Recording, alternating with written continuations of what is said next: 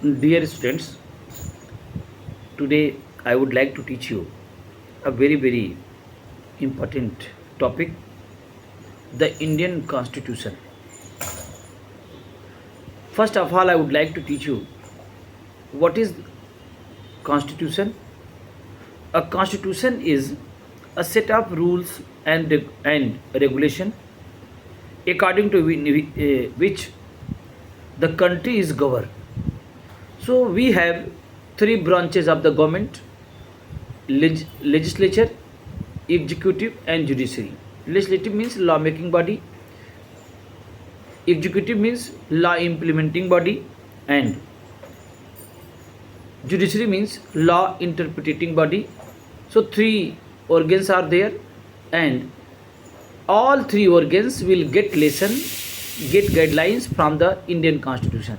And Indian Constitution is a kind of a book in which rules and regulation has been given. Okay, so Constitution define the form of the government. For example, whether it is monarchy or democracy. There are many type of government. So here I would like to discuss that monarchy and democracy. So dear students, monarchy means when all power vested in the hand of a single person. Means person will be legislative head, person will be executive head, and person will be judicial head.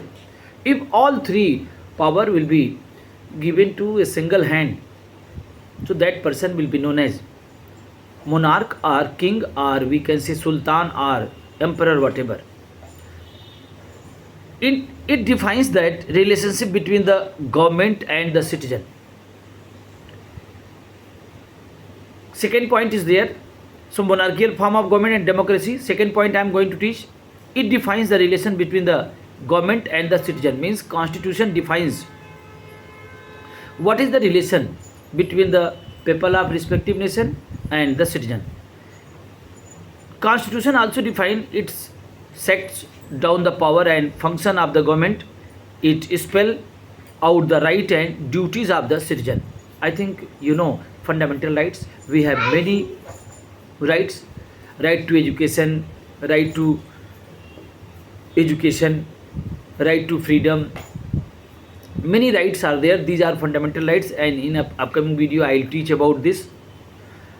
Now, forming of the Indian Constitution, very important historical uh, background is there. And after that, one constituent assembly was set up, and finally near about 3 years taken after cabinet mission came, and cabinet mission according to the recommendation of the cabinet mission, one constituent assembly was set up, and that constituent assembly taken near about 3 years, 2 years, 11 months, 18 days. After that, new constitution came to existence, and 26th of January 1950 we have got a new constitution.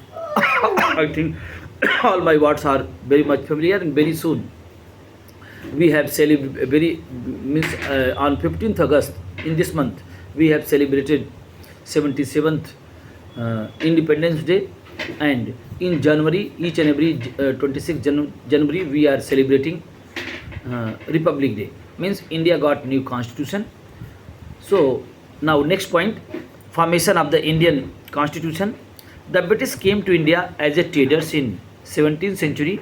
However, over the next 100 years they gradually conquered a different part of the India till by 1856 Britishers came to India. They adopted many policies, expansion policies, to occupy many territory like outright war, doctrines of lapse, subsidiary alliance, and pretext of alleged misrule. Many policy they adopted, and after that, what happened? Slowly, they occupied maximum part of the nation, and they were earlier traders, and they became rulers.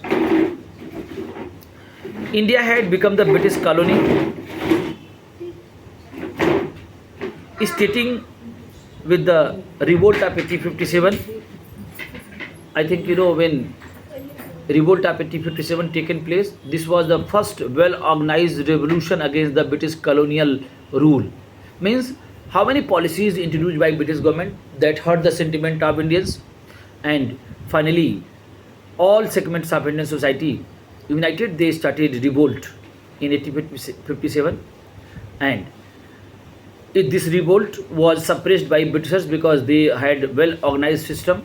But this revolution, this great rebellion, given a new strength, a new uh,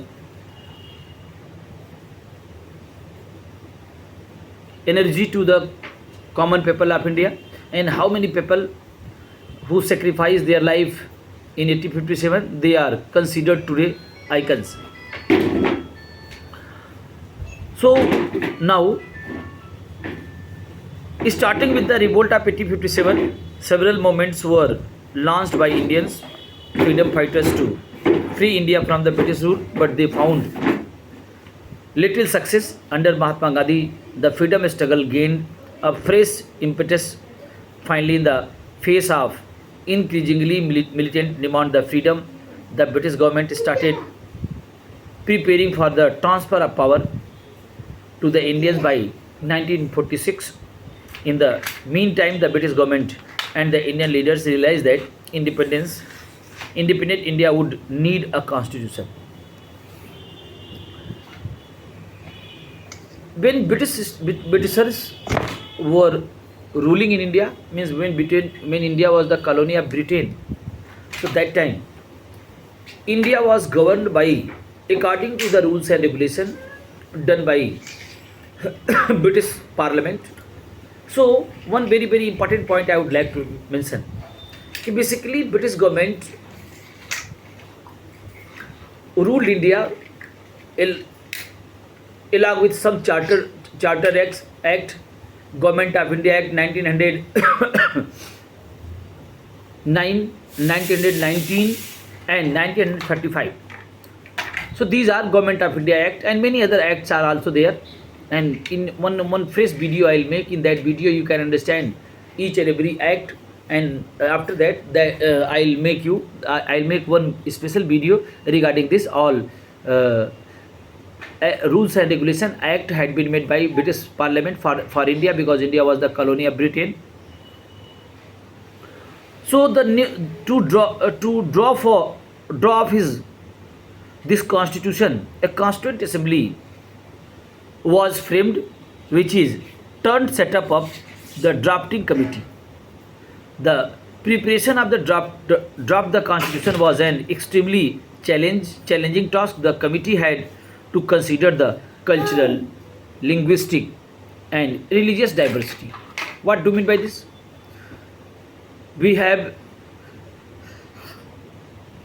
many ethnic groups, religious groups, linguistic groups. So, and when our forefathers were making the constitution, so it was very challenging task how to satisfy each and every segments of Indian society, how to protect the dignity of the each and every person of the society, how to create equality amongst all the all people of the nation. And anyhow they wanted to protect and preserve the diversity of India. With reference to these goals, our forefather had constructed, had made, had framed very beautiful and largest constitution. And today we are enjoying by that constitution. We have lot of rights and privilege, because in India democracy is there, monarchy is not there. Now some important leaders I would like to mention their name. Dr. Rajendra Prasad was the chairman of the Constituent Assembly, and while Dr. B.R. Ambedkar was the chairman of the drafting committee. And drafting committee was set up on 29th August 1947, and Dr. Rajendra Prasad, the first president of the independence, first president of India, I think all my children are very much familiar. So I am coming to the point. To help them in this task, the member of the committee studied the constitution of different countries. Means how to protect, how to preserve the diversity of India. Our forefather, what they had done, first they studied the constitution, maximum constitution of the world, and ultimately they framed a very beautiful constitution. The drafting committee was completed in less than 3 years. It was then published in newspaper to gather public opinion and discussed and debated by the assembly. The draft constitution was finally accepted on 26th of November 1949. The Constitution of India came into effect on 26th of January 1950, and we celebrate that day as a Republican Day. So 2 points are there. First one, Independence Day, and 5 days before we have celebrated on 15th August. That was Independence Day. Means India got freedom, and in January we will celebrate Republic Day. Means which constitution Indian had made, that had been adopted by Indians on 26th of January 1950. So these are important points regarding the Constitution of India. Okay, and now next video and upcoming topic I'll teach. Thank you.